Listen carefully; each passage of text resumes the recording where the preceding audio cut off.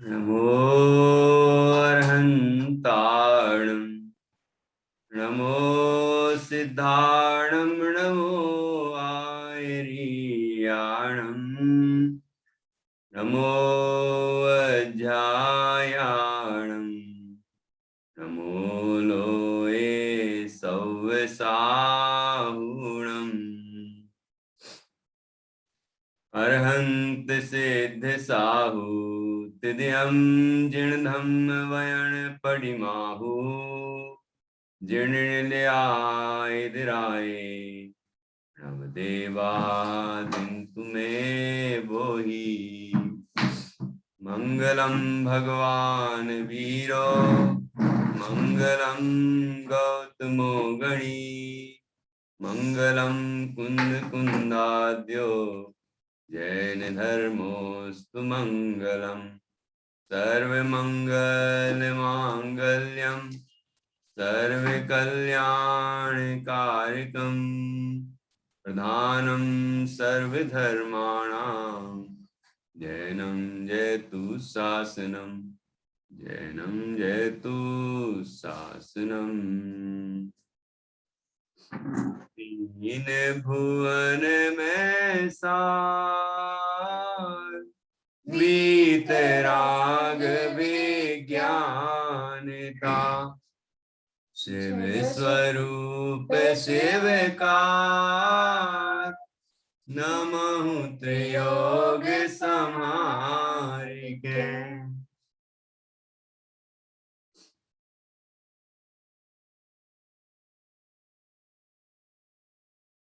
पंडित श्री दौलत राम जी द्वारा रचित यह छेढ़ाला नाम का ग्रंथ है। कल हमने छेढ़ाला ग्रंथ का मंगलाचरण पढ़ा।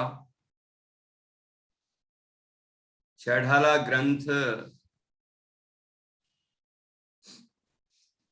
जिसमें 6 ढाले हैं, 6 प्रकरण हैं, 6 तरह के छंद हैं और जैसे युद्ध क्षेत्र में ढाल शत्रुओं से बचाती है, उसी तरह संसार में ये 6 ढालें हमें मोह राग द्वेष आदि विकारी भावों से बचाती हैं। ऐसी चर्चा हमने की और 6 ढाला का संक्षिप्त परिचय भी प्राप्त किया। 6 ढाला ग्रंथ की रचना करने वाले पंडित दौलत राम जी का भी परिचय हमने प्राप्त किया। इसमें आया था, जो हमने पढ़ा है कि वो हाथरस में उनका जन्म हुआ था और मैंने आपको बताया था कि सासनी में उनका जन्म हुआ था। तो फिर ऐसा संदेह उत्पन्न होता है कि दोनों में से बात कौन सी सही है। तो सासनी में ही जन्म हुआ था। सासनी का जो जिला है वह हाथरस है, बड़ा स्थान हाथरस है। तो हाथरस में जन्म हुआ ऐसा प्रसिद्ध हो गया। बाकी सासनी में ही उनका जन्म हुआ है और वहां पर सासनी में जिन मंदिर है वहां ताम्रपत्र के ऊपर छेढ़ाला लिखी हुई है और पंडित दौलत राम जी को विशेष रूप से स्मरण किया जाता है वहाँ। ऐसे पंडित दौलत राम जी उनका जन्म सासनी में हुआ। सासनी हाथरस, हाथरस जिला है, ठीक है। और मंगलाचरण पर हमने चर्चा की थी और इसमें मंगलाचरण में वीतराग विज्ञानता को नमस्कार किया गया है, जिसको हमने यहाँ पढ़ा था। वीतराग विज्ञानता तीन लोक में सारभूत वस्तु है। वह शिव स्वरूप अर्थात सुख स्वरूप है, शिवकार अर्थात मोक्ष को देने वाली है, सुख को देने वाली है। ऐसी वीतराग विज्ञानता को मन वचन काय तीनों योग को संभाल के नमस्कार किया गया है। तो इसकी चर्चा हमने कल की थी। अब हम इसके आगे बढ़ेंगे। ये चित्र भी देखा था, ये भावार्थी पढ़ा था। अब अगला छंद है, ये इस पहली ढाल का पहला छंद है, जिसमें ग्रंथ रचना का उद्देश्य और जीवों की इच्छा, तो यह चर्चा की है। छंद चौपाई में है और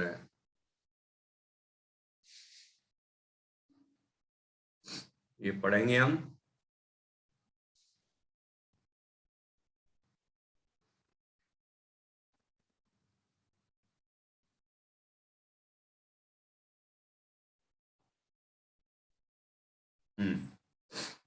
जे त्रिभुवन में जीव अनंत, सुख चाहे दुख ते भयवन, ताते दुख हारी सुख कार, कहे सीख गुरु करुणा धार।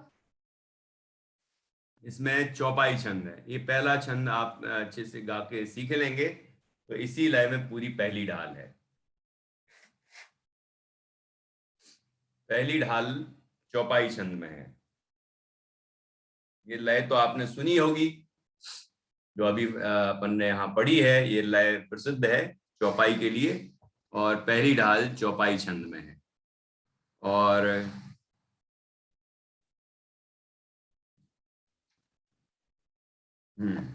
इसका अर्थ समझते हैं। इसमें ग्रंथ रचना का उद्देश्य और जीवों की इच्छा क्या है, ये बताया गया है।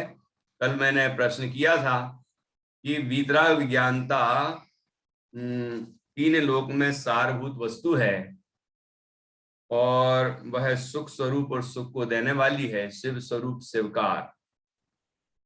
तो वीतराग विज्ञानता वह 3 भुवन में सारभूत वस्तु क्यों है? क्योंकि वह सुख स्वरूप है और सुख को देने वाली है। तो सुख का ऐसा क्या महत्व है कि सुख का ऐसा क्या महत्व है कि यहाँ पर सुख स्वरूप और सुख को देने वाली होने से वीतराग विज्ञानता को तीनों लोकों में सारभूत वस्तु कहा गया है और उसे नमस्कार किया गया है। तो इसका जवाब मैंने कहा था कि पहले ही छंद में आएगा। तो यहाँ देखिए कि पहली छंद में पहली लाइन में क्या लिखा है, जे त्रिभुवन में जीव अनंत। कितने भुवन? त्रिभुवन, 3 भुवन बताया था ना अभी पहले छंद में, मंगलाचरण में। तो 3 लोक में, 3 भुवन में, ऊर्ध्वलोक, मध्यलोक और अधोलोक, तीनों भुवन में, तीनों लोकों में जीव क्या चाहते हैं? जीव अनंत। कितने जीव हैं? अनंत जीव हैं। सुख चाहें, सुख को चाहते हैं, दुखते भयवंत, और दुख से डरते हैं। मतलब दुख नहीं पाना चाहते। सुख चाहें, दुखते भयवंत, सुख चाहते हैं। और 3 लोक में वीतराग विज्ञानता सुख स्वरूप है। 3 लोक में जीव क्या चाहते हैं? अनंतों जीव सुख चाहते हैं। और वीतराग विज्ञानता कैसी है कि सुख स्वरूप और सुख को देने वाली है, इसलिए वो 3 भुवन में सारभूत है। तो ये उत्कृष्ट वस्तु है, उत्कृष्ट भाव है जो वीतराग विज्ञानता है, वो प्रकट करने योग्य है, क्योंकि वो सुख स्वरूप है। और जीव को क्या चाहिए? सुख। जीव को सुख चाहिए, और वीतराग विज्ञानता सुख स्वरूप है। इसका मतलब क्या हुआ कि वीतराग विज्ञानता हम प्रकट करेंगे तो हमें सुख मिलेगा, जो हमें चाहिए वो मिल जाएगा वीतराग विज्ञानता प्रकट करने से। वीतराग विज्ञानता प्रकट नहीं करेंगे, कुछ और ही प्रकट करेंगे, तो क्या होगा? तो सुख मिलेगा क्या कि नहीं मिलेगा? क्योंकि वीतराग विज्ञानता ही सुख स्वरूप है और सुख को देने वाली है। ठीक है ना? वो वीतराग विज्ञानता किसे कहा था? कौन बताएगा? वीतराग विज्ञानता किसे कहा था?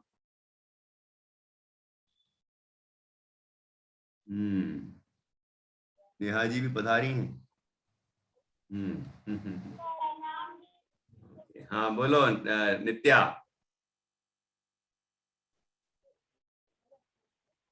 आवाज नहीं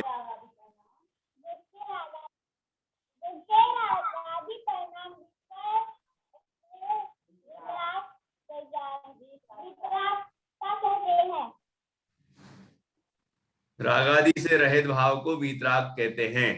ठीक है, तो राग द्वेष क्रोध मान माया लोभ आदि विकारी भाव से रहित भाव वो वीतराग भाव है। ठीक है, बहुत अच्छा। अच्छा, रागादि हमारे अंदर होते हैं तो सुख होता है कि दुख होता है? जब हमें क्रोध मान माया लोभ कुछ भी विकार होता है तो सुख होता है कि दुख होता है? पक्का? जब अंदर में हमें इच्छाएं होती हैं, ये मिल जाए वो मिल जाए, इस तरह की इच्छाएं होती हैं तो सुख होता है कि दुख होता है? दुख होता है। तो ये सारे विकार दुख रूप हैं, वो अभाव करने योग्य है। और वीतरागता वह सुख रूप है, वह प्रकट करने योग्य है। और विज्ञानता क्या है? विज्ञानता किसे कहते हैं? प्रतिष्ठा, विज्ञानता किसे कहते हैं? बोलो।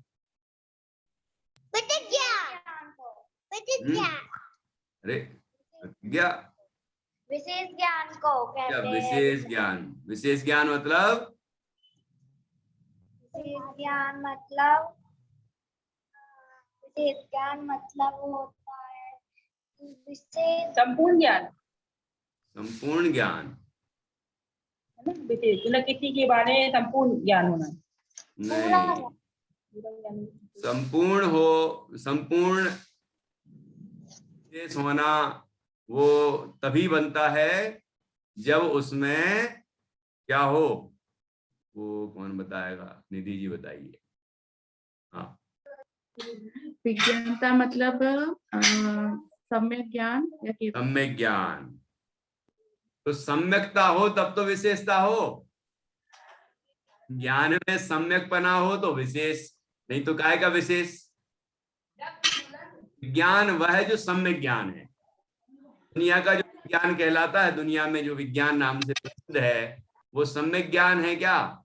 या जिनवाणी में जो वस्तु स्वरूप बताया है भगवान सर्वज्ञ का कहा हुआ, वो सम्यक ज्ञान है। तो विशेष ज्ञान क्या है या विज्ञान क्या है? जो भगवान जिनेंद्र का बताया हुआ ये वस्तु स्वरूप है, ये सम्यक ज्ञान है। ये जिनवाणी में जो बताया है, ठीक है, ये सम्यक ज्ञान है। तो ऐसा सम्यक ज्ञान जब हमें अंदर में होता है, सच्चा ज्ञान, तो वो कहलाता है विज्ञान। वीतराग विज्ञानता, वो सुख स्वरूप है। सच्चा ज्ञान होगा तो सुख होगा, मिथ्या ज्ञान होगा तो सुख नहीं होगा। तो तात्पर्य हुआ कि मिथ्या ज्ञान छोड़ें और सम्यक ज्ञान प्रकट करें। सम्यक ज्ञान प्रकट करें और रागादि विकारी परिणामों का अभाव करके क्या करें? क्या करें? वीतराग प्रकट करें। तो वीतराग विज्ञानता वो सुख स्वरूप है। और जीव को क्या चाहिए? सुख चाहिए है। कितने जीवों को सुख चाहिए? सभी को चाहिए कि किसी किसी को चाहिए? नेहा जी को चाहिए क्या नहीं चाहिए? दिल्ली वालों को? हाँ वालों को ही चाहिए? इंदौर वालों को चाहिए? किसको चाहिए? सभी को चाहिए ना। तो वीतराग विज्ञानता हम अंदर में प्रकट करेंगे तो मिलेगा। कुछ प्रश्न है आपका? हाँ भैया, विज्ञानता केवल ज्ञान को ही तो सम्यक ज्ञान कहेंगे? केवल ज्ञान है तो सम्यक ज्ञान है, या संपूर्ण ज्ञान है ये भी कह सकते हैं। पर विशिष्ट ज्ञान केवल ज्ञान ऐसे क्यों कहेंगे? वो विशिष्ट ज्ञान जो वर्ड ऐड करा है केवल ज्ञान से आगे, तो उसका क्या मतलब है? विशिष्ट ज्ञान, केवल ज्ञान को कैसा विशिष्ट ज्ञान कहा है? बहुत अच्छा प्रश्न है। देखो कि यहाँ पर विज्ञान का मतलब होता है सम्यक ज्ञान। तो सम्यक ज्ञान के होते हैं 5 भेद। अति ज्ञान, श्रुत ज्ञान, अवधि ज्ञान, मन प्रज्ञान, केवल ज्ञान, ये 5 सम्यक ज्ञान है। ठीक है, तो जो मुनिराज को होता है या चौथे गुण स्थान से सभी ज्ञानियों को होता है, वो सम्यक ज्ञान है। सम्यक ज्ञान तो हो गया, केवल ज्ञानी को भी जो है वो ज्ञान सम्यक ज्ञान है। तो सम्यक ज्ञान 5। तो सम्यक ज्ञान अर्थ करेंगे तो वो सबको बैठ जाएगा, सबको अर्थ बैठेगा। मतलब मुनिराज भी सम्यक ज्ञानी है और भगवान भी ज्ञानी। अब सम्यक ज्ञान का सर्वोत्कृष्ट परिणमन जो है वो केवल ज्ञान है। तो हमें केवल ज्ञान प्रकट करना। सम्यक ज्ञान जो केवल ज्ञान रूप हो वह प्रकट करने योग्य। तो पूर्ण ज्ञान भी हो गया, वो संपूर्ण ज्ञान भी हो गया और सम्यक ज्ञान भी हो गया। सम्यक है यही विशिष्टता है उसकी, नहीं तो काय का विशिष्ट है? ऐसा ज्ञान तो अनादिकाल से हमें कई बार हो गया, लेकिन सम्यकपना आज तक नहीं हुआ। वही विशेषता होना चाहिए और वही सम्यक ज्ञान में होती है। इसलिए यहाँ पर वीतराग मतलब रागद्वेष रहित, और विज्ञानता अर्थात केवल ज्ञान। वही केवल ज्ञान ही मुख्य रूप से लिया है, क्योंकि भैया जी यहाँ पर मुनिराजों के संदर्भ से कहा है कि विशिष्ट सम्यक ज्ञान तो उनको होता है, पर उनकी जो उत्कृष्ट अवस्था है वो प्राप्त करनी है। हाँ, मुनिराजों के उससे कहा है यहाँ पर। मतलब ये कि विज्ञानता में, वीतराग विज्ञानता में मुख्य रूप से केवल ज्ञानी आएंगे, मतलब अहंत भगवान, सिद्ध भगवान आएंगे, लेकिन गौण रूप से आचार्य उपाध्याय साधु भी आते हैं। वो वीतराग विज्ञानमय हैं, वो भी वो एक देश वीतराग विज्ञान, क्योंकि सम्यक ज्ञान है इसलिए, और वीतरागी तो है ही, वो एक देश वीतरागता भी है उनको, इसलिए पांचों परमेष्टियों को ग्रहण कर सकते हैं यहाँ। तो वीतराग विज्ञानता तीनों लोकों में सारभूत वस्तु है, और वीतराग विज्ञानता पंच परमेष्टियों को प्रकट है, मुख्य रूप से अरहंत सिद्धों को प्रकट है, इसलिए उन सबको हम नमस्कार करते हैं। तो गुणों को नमस्कार किया तो गुणमान को भी नमस्कार हो गया। ठीक है, कल हमने मोक्षमार्ग प्रकाशक के मंगलाचरण का भी स्मरण किया था कि मोक्षमार्ग प्रकाशक के मंगलाचरण में बताया गया है कि अरहंत आदि वीतराग विज्ञानता के कारण महान हुए हैं, ऐसी वीतराग विज्ञानता को वहां नमस्कार किया है। वहां मंगलमय मंगलकरण कहा, यहाँ शिव स्वरूप शिवकार कहा, दोनों का अर्थ एक ही है। ठीक है, मंगलमय मंगलकरण वीतराग विज्ञान, नमो ताहि जाते भय अरहंत आदि महान। वीतराग विज्ञानता के कारण अरहंत आदि महान होते हैं, इसीलिए वीतराग विज्ञानता को नमस्कार किया गया है। इस प्रकार हमने कल मंगलाचरण पर चर्चा की थी। अब यहाँ अपन दूसरे छंद पर चर्चा कर रहे हैं, और दूसरे छंद में हमने ये देखा कि यहाँ पर जीव क्या चाहते हैं उसकी चर्चा की गई है। तो जीव चाहते हैं सुख। क्या चाहते हैं? सुख चाहते हैं,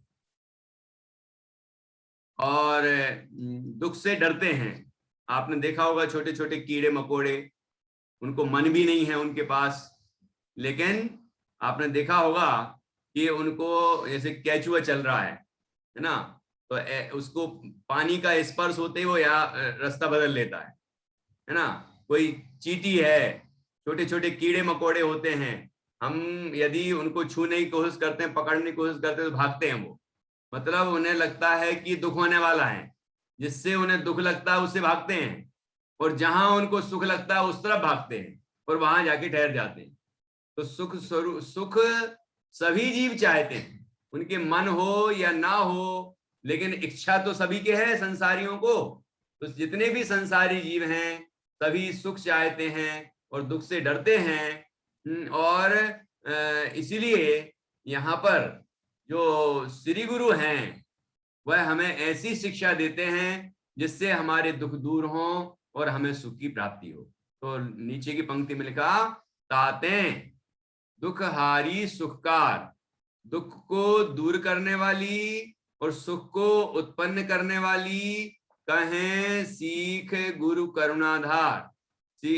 गुरु सीख कहते हैं, शिक्षा देते हैं, ऐसी शिक्षा देते हैं कि जिससे हमारे दुख दूर हो जाएंगे और हमें सुख की प्राप्ति होगी। वह वीतराग विज्ञानता जो सुख स्वरूप है, सुख को करने वाली है, वह तीन लोक में सारभूत है, ऐसी वीतराग विज्ञानता का ही उपदेश यहाँ देने वाली। ठीक है, और कैसे उपदेश देते हैं? करुणाधार, हम सब पर करुणा धारण करके। ठीक है, परम गुरु हैं अरहंत परमात्मा तीर्थंकर देव, और वो हमारे लिए मूल ग्रंथ कर्ता होते हैं, और मूल उपदेश तीर्थंकर का होता है। तीर्थंकर के अनुसार गणधर और आचार्य परंपरा से हमें उपदेश प्राप्त होता है। ठीक है, तो गुरु शब्द से हम श्री गुरु में अरहंत परमात्मा भी समझ सकते हैं, और उनके ही अनुसार जो अन्य गणधर और आचार्य हैं, ज्ञानी जन हैं, वो सब उनके अनुसार ही प्रतिपादन करते हैं, तो उनको भी गुरु कहा जाता है। वो हमें उपदेश देते हैं, हमें ऐसी शिक्षा देते हैं जिससे हमारे दुख दूर हो और हमें सुख की प्राप्ति हो। कैसे उपदेश देते हैं? करुणाधार। अपने हृदय में, जब उनके हृदय में करुणा उत्पन्न होती है कि ये भव्य जीव भी ये बात समझें, ये भव्य जीव भी अपना कल्याण करें, इनके भी दुख दूर हों, और इन्हें भी सुख की प्राप्ति हो, ऐसी जब भावना अंदर में उत्पन्न होती है तो वो जो उपस्थित होते हैं शिष्य भव्य जीव उनको उपदेश देते हैं, अन्यथा वो शास्त्र में लिपिबद्ध करते हैं, ठीक है ना। जिस भी तरह से जीवों को यह सुख उत्पन्न करने वाली और दुख दूर करने वाली शिक्षा प्राप्त हो सके, वो प्रयत्न वो श्री गुरु करते हैं। और उसी के अनुसार यहाँ पंडित दौलत राम जी ने यह छहठाला ग्रंथ लिखी है। देखो, कोई भी ग्रंथ होते हैं उसमें 4 बातें होती हैं, और कोई भी दर्शन होते हैं वो 4 चीजों की खोज करते हैं। एक, दुख और दुख का कारण, 2 हो गए। फिर सुख और सुख का उपाय। दुख क्या है, दुख का स्वरूप, किस किस तरह से जीव दुखी हो रहा है, तो यहां बताया ना 4 अंगवतियों में किस तरह दुखी हो रहा है जीव। तो दुख और दुख का कारण, दूसरी ढाल में दुख का कारण बताया, ठीक है, मिथ्या दर्शन, मिथ्या ज्ञान, मिथ्या चारित्र। तो दुख और दुख का कारण, और सुख का उपाय। सुख क्या है, तीसरी ढाल से शुरू हुआ, और सुख का उपाय भी तीसरी ढाल से बताना शुरू हुआ, तीसरी से 6वीं तक पूरा। तो ये पूरे ग्रंथ में ये 4 बिंदुओं पर चर्चा है, चिंतन किया है पंडित दौलत राम जी ने। दुख और दुख का कारण, सुख और सुख का उपाय। तो जीव दुख दूर करे, कारण दूर होंगे तो दुख दूर होगा, दुख के कारण दूर होंगे तो दुख दूर होगा, और सुख का उपाय करेंगे तो सुख प्रकट होगा।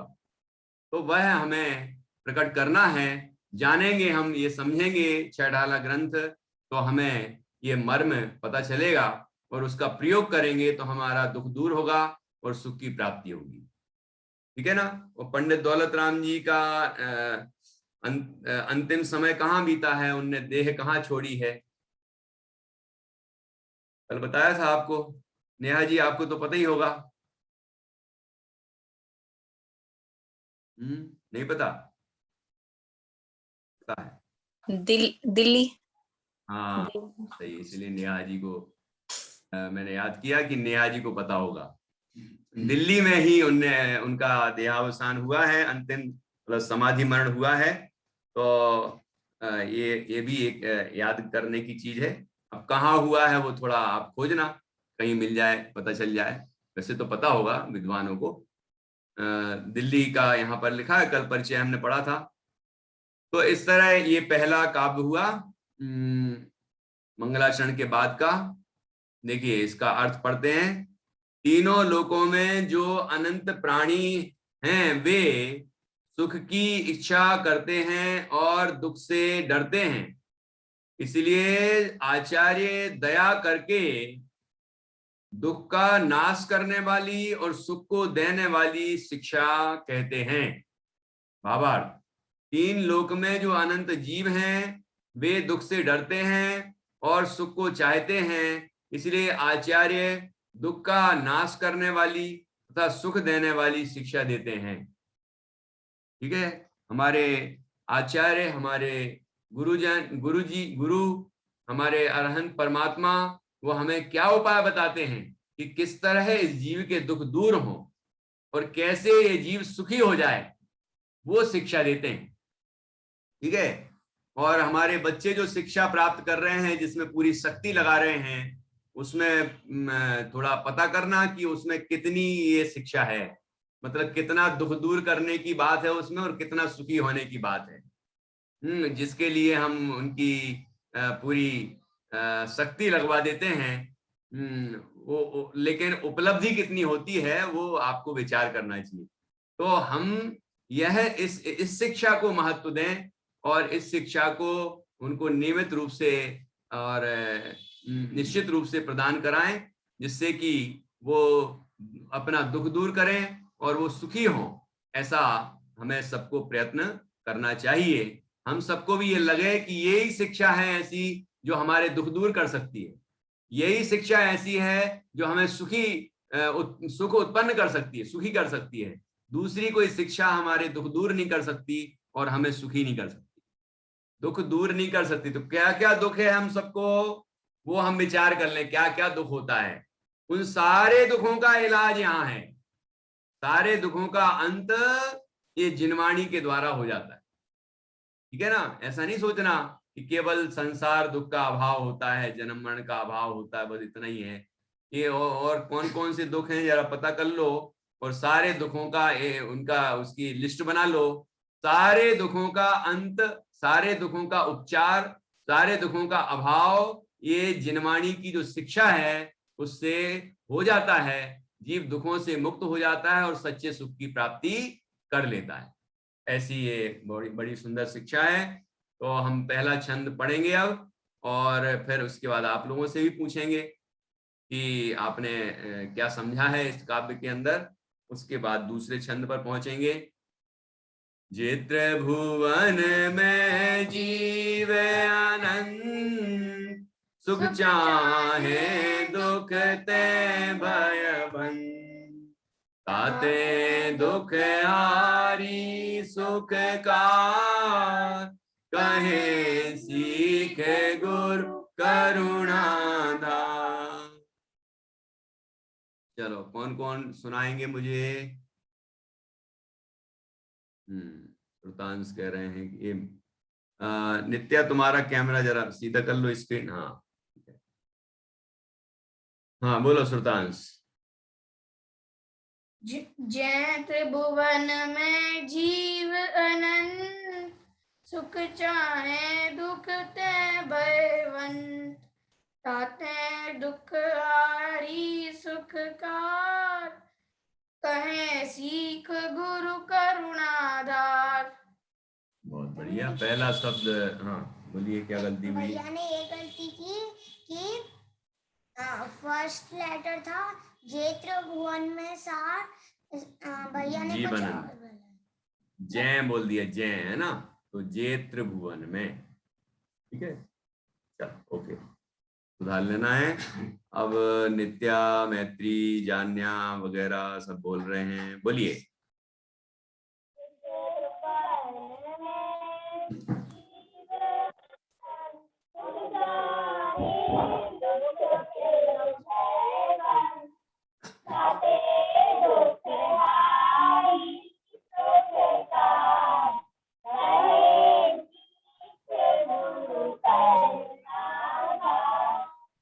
बहुत बढ़िया, बस बस बस बस। जान्या कितनी याद है? पूरी पूरी पहली ढाल, 3 ढालें याद हैं। वाह वाह वाह, देखो बहुत बढ़िया। ये तो कमाल की बात है, 3 ढालें याद है बच्चों को, तो बड़े लोगों को भी प्रेरणा लेना चाहिए। बहुत अच्छा, बहुत सुंदर। चलो देखो, ये शिक्षा बहुत महत्वपूर्ण है, ये शिक्षा ही काम आने वाली है। हम लौकिक शिक्षा भी देते हैं, देना चाहिए, लौकिक जीवन है उसके लिए देना पड़ती है, मतलब, लेकिन मजबूरी लगना चाहिए, वो शान नहीं लगना चाहिए। शान की बात तो यह है कि हमने ये शिक्षा अर्जित की है जिससे हमारे दुख दूर हो और सुख की प्राप्ति हो। जीवनधर कुमार को भी लौकिक शिक्षा भी प्रदान की गई थी, लेकिन उनका जीवन पूरा तत्व ज्ञानमय था, उन्हें धर्म ज्ञान की भी शिक्षा दी गई थी।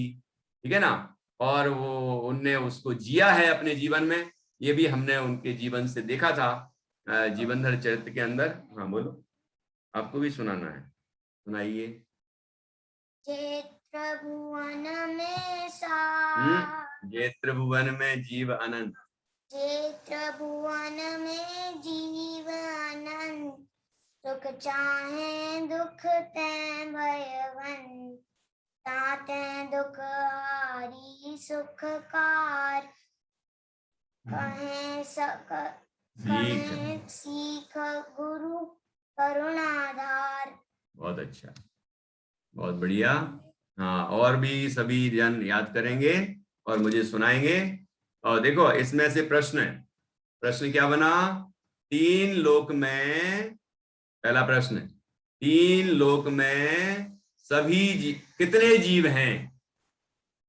तो उत्तर होगा अद्वैत, बहुत दिन बाद दिखे।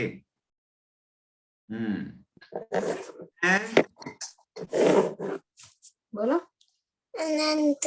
अरे वाह वाह वाह, बहुत बढ़िया। अनंत जीव हैं। हम लोग भी जीव हैं कि नहीं? हम भी जीव हैं। वो चींटी, कीड़े मकोड़े, पेड़ पौधे, ये देखो घास, और वो आलू में कितने सारे जीव हैं? अनंत। उसकी एक सुई लगाओगे ना, सुई, और उसकी नोक पर देखोगे तो कितने जीव हैं उसके अंदर? अनंत जीव हैं। इसीलिए आलू, प्याज, जमीकंद कोई नहीं खाना, ठीक है ना? तो इतने जीव हैं पूरे विश्व में, सब सुख चाहते हैं, वे भी सुख चाहते हैं, छोटे छोटे जीव भी, ठीक है ना?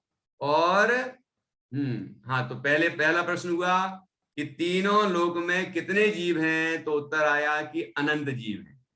अब दूसरा प्रश्न है, सभी जीव मतलब अनंतों जीव, सबके सब, कोई भी एक छूटेगा नहीं, सभी जीव क्या चाहते हैं और किसको दूर करना चाहते हैं? दोनों ही चीजें पूछ लेते हैं एक ही में। प्रतिष्ठा बोलो। दूर करना चाहते हैं। सभी जीव सुख चाहते हैं और दुख को दूर करना चाहते हैं। बिल्कुल ठीक। तुम भी चाहती हो क्या? पक्का? हाँ हाँ। आगम भी सुख चाहता है। हाँ हाँ हाँ हाँ, वाह वाह वाह। गुरुदेव श्री बोलते थे, हकार तो भर, हकार तो भर। मतलब हाँ तो पाड़, हाँ तो कह भाई एक बार कि हाँ मुझे सुखी होना है, मैं आत्मा हूं, मैं सुख स्वरूप हूं। एक बार हाँ तो पाड़ है, तो फिर एक बार अनुभव भी होगा और सुख भी प्राप्त होगा, दुख भी दूर होंगे। बिल्कुल सही, बहुत बढ़िया। तो हमारे जो श्री गुरु हैं वो हमें कैसी शिक्षा देते हैं? हम तो दुखी हैं और सुख चाहते हैं, लेकिन शिक्षा कुछ और ही हो। यहाँ तकलीफ हो रही है और हम कह रहे हैं कि वो चांद पर पहुंच गए हैं। वो वास्को डी गामा ने भारत की खोज की, हम गुम गए थे क्या? जो उसने खोज के बता दिया, ए भैया तुम भारत वाले हो, हमारे ऊपर क्या एहसान कर दिया उसने, हैं? वो तो उसने अपने ऊपर एहसान किया, दुनिया और द्वार और खोल दिए अंग्रेजों को आने के, है कि नहीं? तो उसने कोई हमारे ऊपर उपकार नहीं किया, लेकिन कितनी महिमा गाते हैं, ये हुआ वो हुआ। ये जिनवाणी कहती है सीधी बात करती है। जीव दुखी है, दुख दूर करना चाहता है, सुख प्राप्त करना चाहता है, तो श्री गुरु की शिक्षा कैसी है? बोलो, श्री गुरु की शिक्षा कैसी है? भावना जी बताइए, श्री गुरु की शिक्षा कैसी है?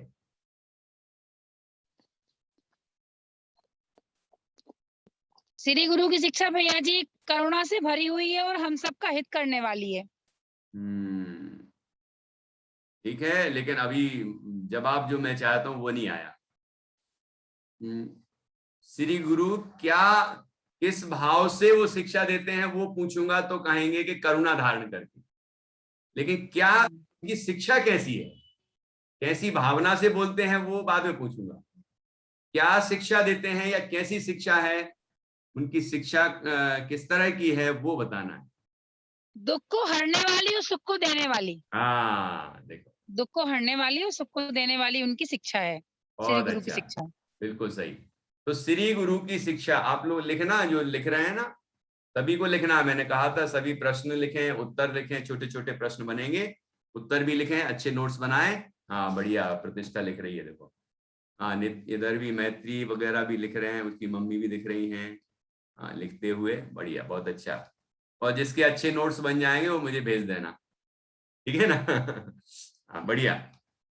तो इस तरह श्री गुरु की शिक्षा कैसी है कि दुख को दूर करने वाली। देखो आपने बहुत अच्छा शब्द प्रयोग किया जो यहाँ पर है, दुख हारी, दुख को हरण करने वाली, दुख को तो दूर कर देती है और सुख प्रदान कर देती है, सुखकार, सुख को उत्पन्न कर देती है।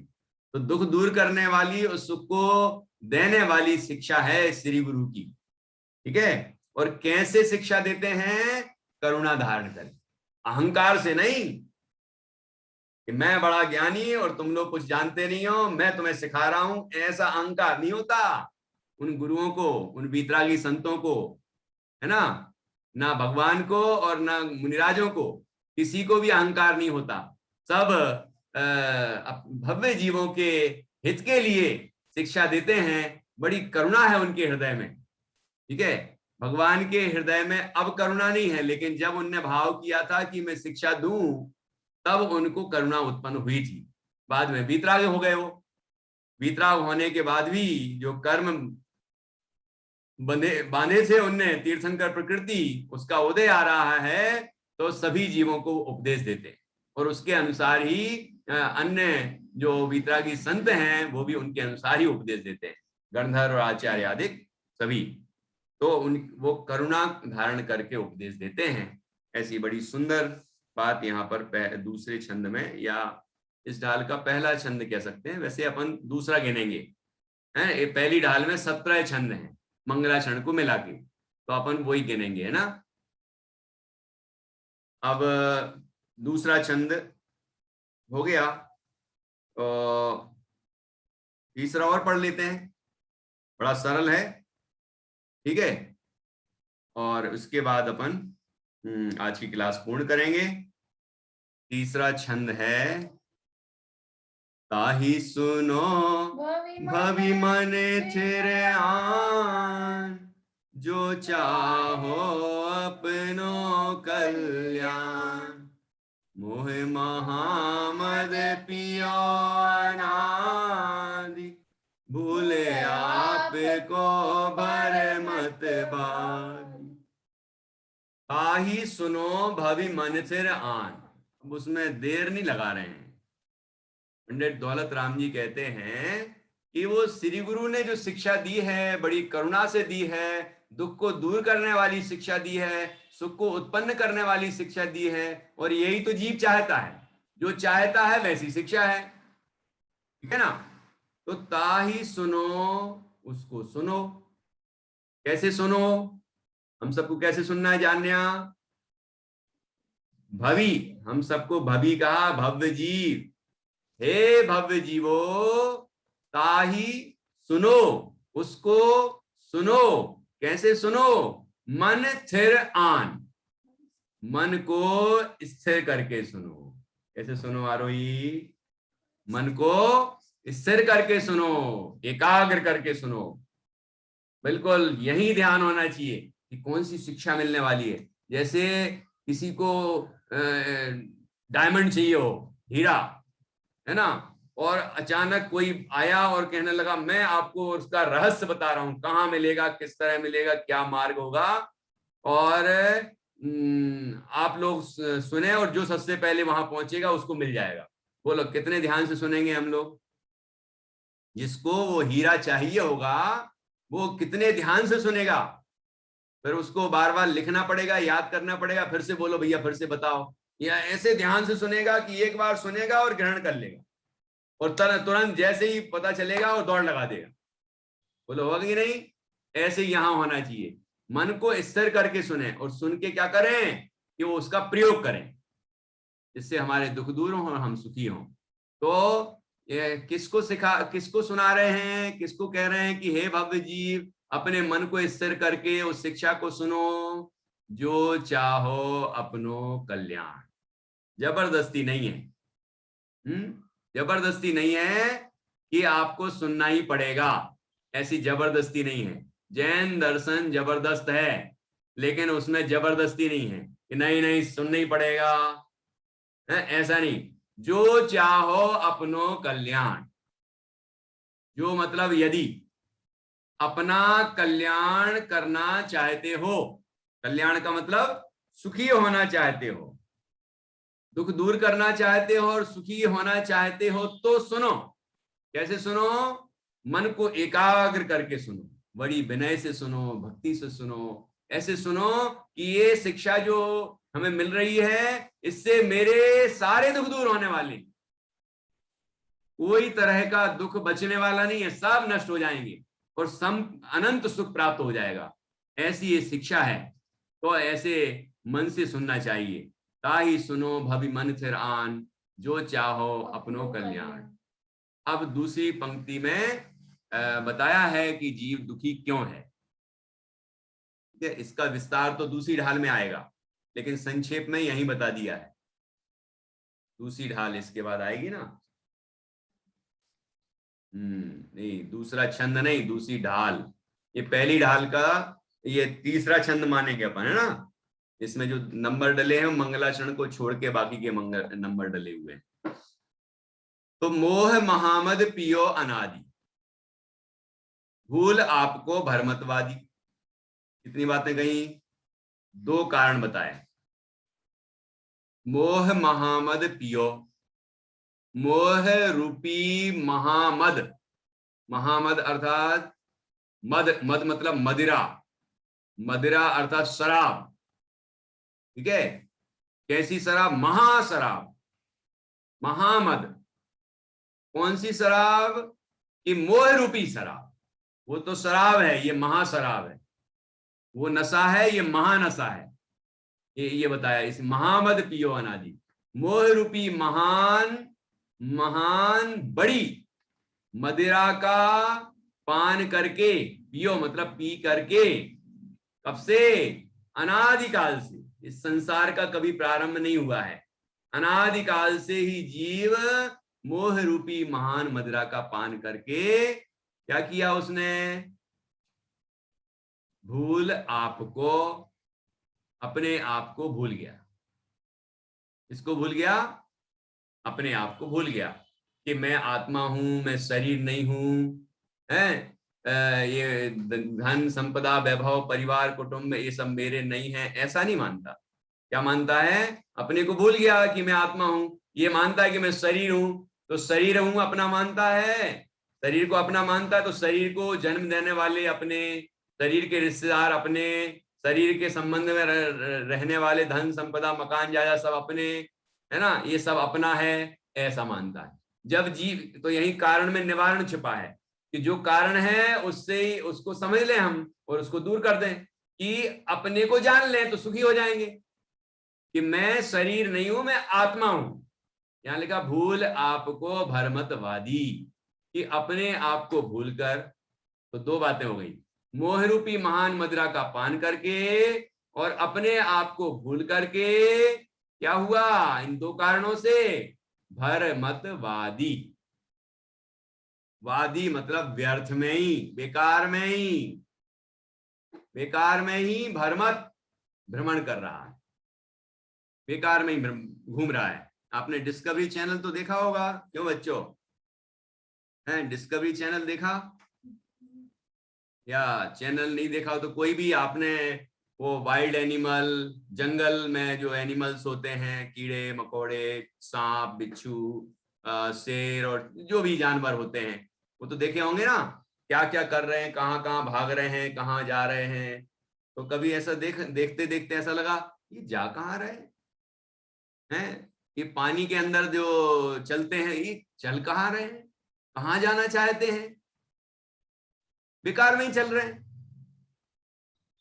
हैं, सुख की तलाश में, दुख से दूर भगने के लिए चले जा रहे हैं, लेकिन कहाँ जा रहे हैं, कहाँ सुख मिलेगा पता ही नहीं है। और हम क्या कर रहे हैं, उनका तो हमें समझ में आता है, लेकिन अपना समझ में नहीं आता हमें कि हम क्या कर रहे हैं।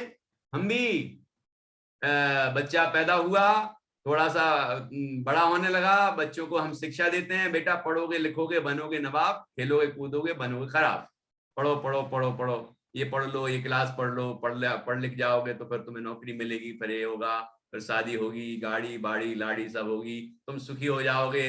ऐसी तो शिक्षा और संस्कार देते हैं, है ना। तो अब बताओ कि उससे सुख मिलेगा कि नहीं मिलेगा। ये भी तो ये उद्देश्य विहीन शिक्षा नहीं है कि हम ये सिखा रहे हैं कि इससे धन इकट्ठा हो जाएगा, वैभव इकट्ठा हो जाएगा तो हम सुखी हो जाएंगे। ये तो मिथ्यात्व की शिक्षा है। तो शिक्षा तो कुंद आचार्य की मां ने उनको दी थी, इसलिए वो कुंद आचार्य बने और उनने तो अपना कल्याण किया ही, हम सबका भी कल्याण किया। तो हमें शिक्षा तो ऐसी देना चाहिए, ठीक है, इसको ही महत्व देना चाहिए शिक्षा को। तो यहाँ पर कह रहे हैं हम भी तो भटक रहे हैं बेकार में। क्यों भटक रहे हैं, अपने आप को भूल गए।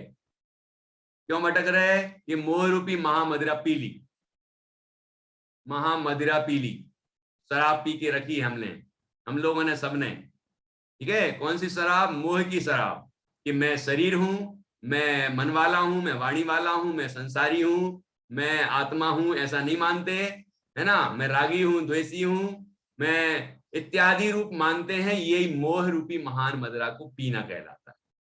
तो इस तरह हमें क्या करना है, अपने आप को जैसे ही जानेंगे वैसे ये मदिरा उतर जाएगी। श्रीमद रायचंद जी ने लिखा है कि कोटि वर्षनो स्वप्नपण जागृत तथा समाये, करोड़ों वर्षों का स्वप्न जागते ही दूर हो जाता है। ऐसे ही ये मोह रूपी मदिरा का नशा कब दूर हो जाएगा, जैसे ही हम अपने आप को जानेंगे कि मैं स्त्री पुरुष नहीं, मैं मनुष्य नहीं, मैं आत्मा हूं। ठीक है, मैं धन वाला, गाड़ी वाला, बाड़ी वाला, लाड़ी वाला नहीं, मैं आत्मा हूं। मैं रागी द्वेषी नहीं, मैं ज्ञान स्वरूप आत्मा हूं। जैसे ही हम अपने को आत्म ज्ञान स्वरूप देखेंगे, आत्मा देखेंगे, वैसे ही मोह रूपी महामदिरा का असर दूर होगा और हम सुखी हो जाएंगे। ऐसी सुंदर शिक्षा श्री गुरुओं ने हम सबको दी है, उसका हमें आनंद लेना चाहिए। उस शिक्षा को अच्छी तरह सीख के और प्रयोग करना चाहिए। अन्वय अर्थ पढ़ते हैं। हे भव्य जीवो, यदि अपना हित चाहते हो तो गुरु की वह शिक्षा मन को स्थिर करके सुनो कि संसार में प्रत्येक प्राणी अनादिकाल से मोह रूपी महामदिरा पीकर अपने आत्मा को भूलकर व्यर्थ भटक रहा है। भावार्थ, हे भद्र प्राणियों, भव्य जीवों को भद्र प्राणियों लिखा है। हे भद्र प्राणियों, यदि अपना हित चाहते हो तो अपने मन को स्थिर करके यह शिक्षा सुनो।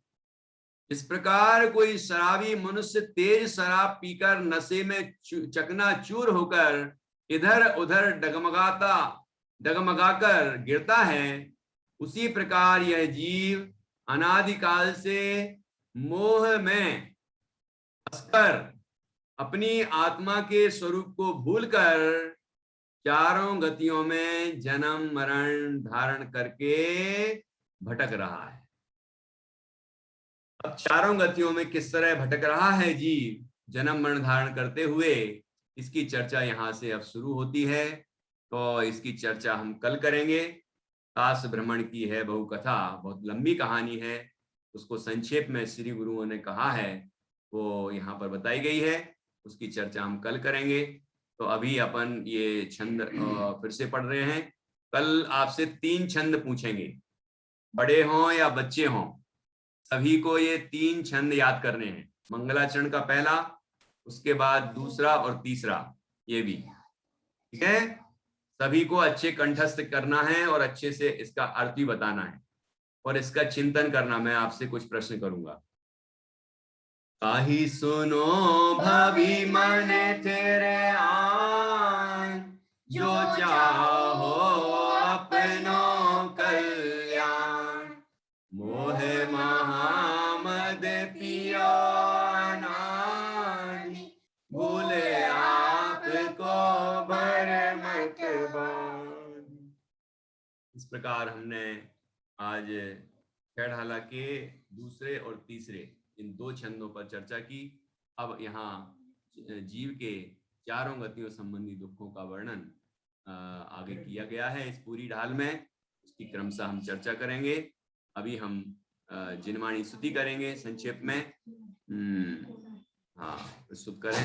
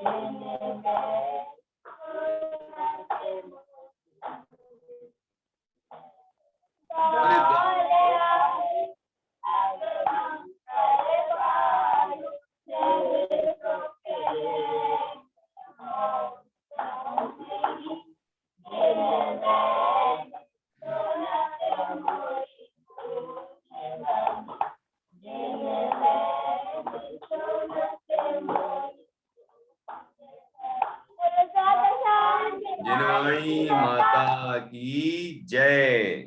महान जिन धर्म की जय। कि बराबर 3:30 बजे उपस्थित हो जाएं, एक एक दो दो करके आते हैं तो सभी इकट्ठे उपस्थित हों और अपन टाइम से शुरू करके टाइम से 4:15 बजे पूरी कर दें। ठीक है, चलिए अभी सभी 9 बार नमोकार मंत्र का स्मरण करेंगे।